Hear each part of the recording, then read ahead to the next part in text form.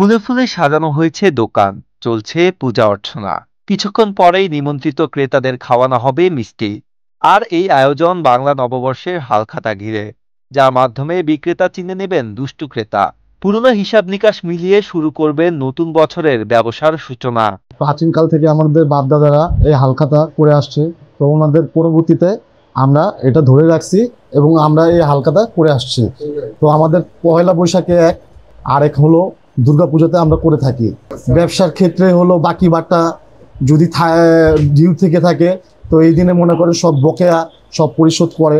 দেখা গেছে আমাদের পুরনো যে খাতা থাকে, দেখা গেছে অনেকে বাকি থাকে, কিছু টাকা দিছে কিছু নিয়ে গেছে, ওই জিনিসটা অল্প কিছু রয়েছে, সেই বাকিটা আজকে সব পরিশোধ করে নতুন করে আবার সংযোজন হয়, শুভ নববর্ষ করা হয়। এইভাবেই আমাদের চলছে। যেসব কাস্টমারগুলো আমরা প্রতি বছর যে বাকিগুলো দিই, সেই বাকির কিছু আমরা হালখাতা করার চেষ্টা করি।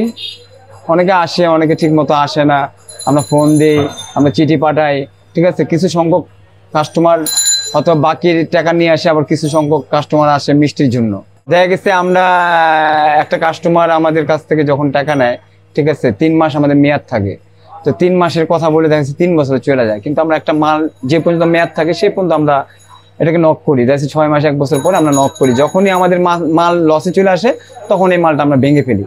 ওয়ালটন আবারও মিলিয়নিয়ার অফারে ওয়ালটন ফ্রিজ কিনে আপনিও হয়ে যেতে পারেন মিলিয়নিয়ার। পয়লা বৈশাখের পরদিন রাজধানীর তাঁতি বাজার এলাকায় গিয়ে দেখা গেছে এই হালখাতার আয়োজন।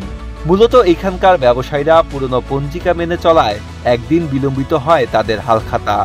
বাজারটি ঘুরে দোকানগুলোতে দেখা যায় দোকানের হিসাবের খাতা উল্টে পাল্টে দেখছেন বিক্রেতারা, আর অপেক্ষা করছেন বাকিতে পণ্য নেওয়া ক্রেতাদের জন্য।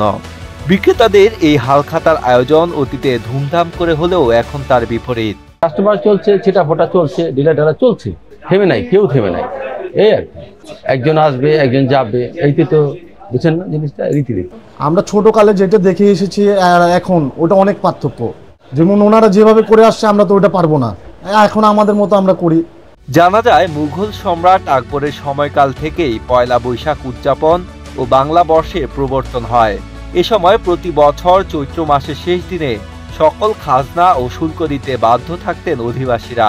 এরপর দিন পয়লা বৈশাখে ভূমির মালিকরা সেই অধিবাসীদের মিষ্টি দিয়ে আপ্যায়ন করতেন এবং বিভিন্ন অনুষ্ঠানের আয়োজন করতেন।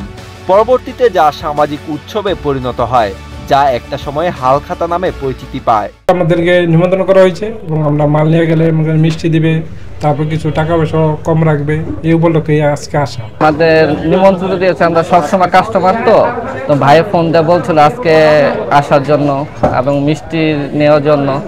হালখাতাটা সম্ভবত দেখা গেছে আমাদের পুরানো যে লেনদেনটা থাকে ওটা ক্লোজিং করে নতুন ভাবে লেনদেনটা আর কি চালু করা, ওই উদ্দেশ্যে আর কি এই জায়গায় আসা।